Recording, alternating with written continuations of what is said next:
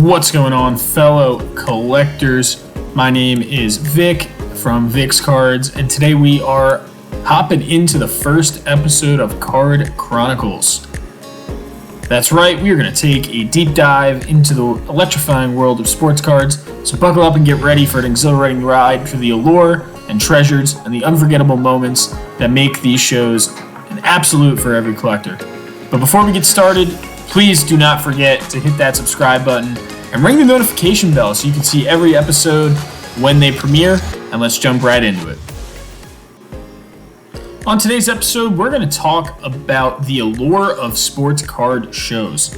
So we all know that awesome feeling about walking into a sports card show. It's truly magical, and all those cards in front of you, there really isn't anything better than that, isn't there? It's more than just a marketplace, it's really a full-out experience. The atmosphere, all the people you meet, it's all there. I remember my first show, basically going in, I was pretty nervous, but also the excitement was there and it was unparalleled. If you haven't been to one, let me paint you the picture.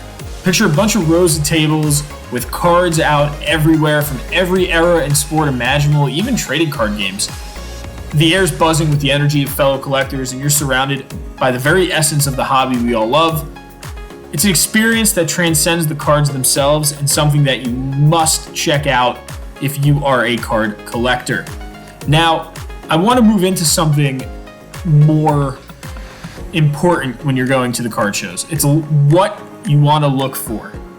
Now, you can be enamored by any kind of card, any kind of player, but really want to go in there with a plan.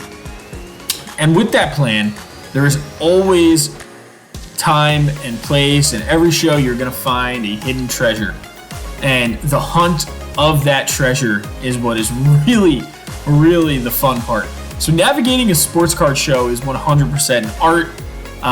You need to develop a strategy in how you're going to attack it. You can get lost in the maze of tables, and next thing you know, you've hit 4 or 5 tables and you've been there for 2 hours and you've already missed out on a numerous amount of deals. So what you need to do is you need to have a game plan and know what you're going to be looking for and prioritize your stops in a way that helps be successful in that plan. You never know what you're going to find at any given table, any given weekend at a card show. So it's very important that you go into those card shows with a plan. Don't be blind. Have an idea of how much money you want to spend, things like that. Now, the next thing that makes a card show unique in a way is there might be memorable moments that make the sports card shows special for you. You may have had a chance to meet an industry expert, an athlete. You may have built relationships with fellow collectors. Those encounters can turn a good show into a great show. One of my personal stories, the highs and lows that left me in awe. And speaking of awe, guest appearances can take a show to a whole new level, whether it's a sports legend, renowned collector, someone else in the hobby that you admire.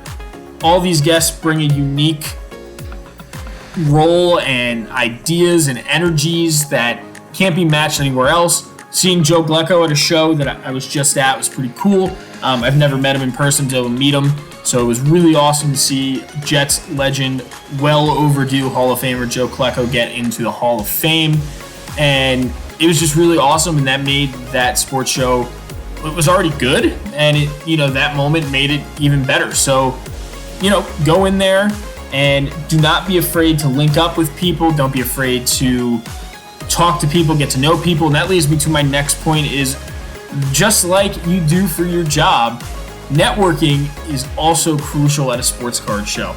So when I go to sports card shows as a seller, when I am a dealer, when I'm setting up a table, I always like to chat with the other dealers, other sellers. A lot of the times you can make deals before the show even opens up. So that is something that I really enjoy doing, and getting to know a lot of the same people that I see setting up at the shows every weekend. It just enables me to make deals so much easier. Now, I'm not going to say that sports card shows are the top of the mountain. There are plenty of other things that go into sports cards. I still think eBay is king, but the experience of a sports card show is something you can't get on eBay. It's just not something you can get on eBay. And let's talk about that networking aspect, that person-to-person aspect. So as we get down the stretch here in this episode, make sure you are meeting people. It's not just about finding the cards you need to build your collections. It's about finding the people and help building those connections within that community. Swap your stories, share your insights, opinions, experiences, things like that. And you may even strike those deals in those connections. You don't have to deal with just dealers. You don't have to deal with just your friends and people you like. You have to be able to make some friends.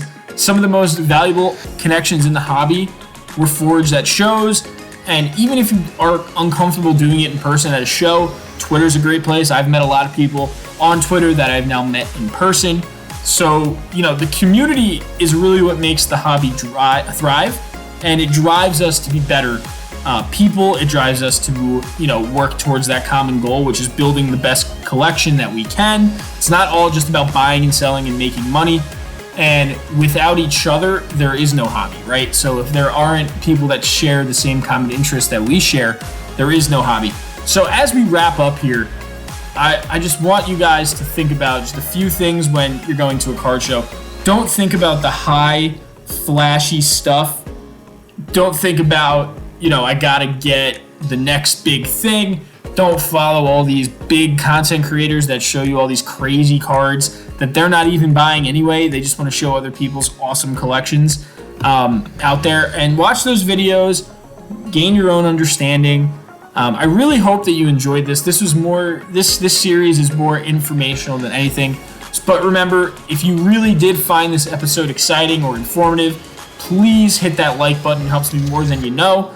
And make sure you hit that subscribe button and that notification bell so you can share and hear everything. Comment below to share your experiences at sports card shows. And until next time, I hope you guys find the cards that you want. Remember, be smart, be safe. And this is Vix Cards. I'll see you on the next one. Peace.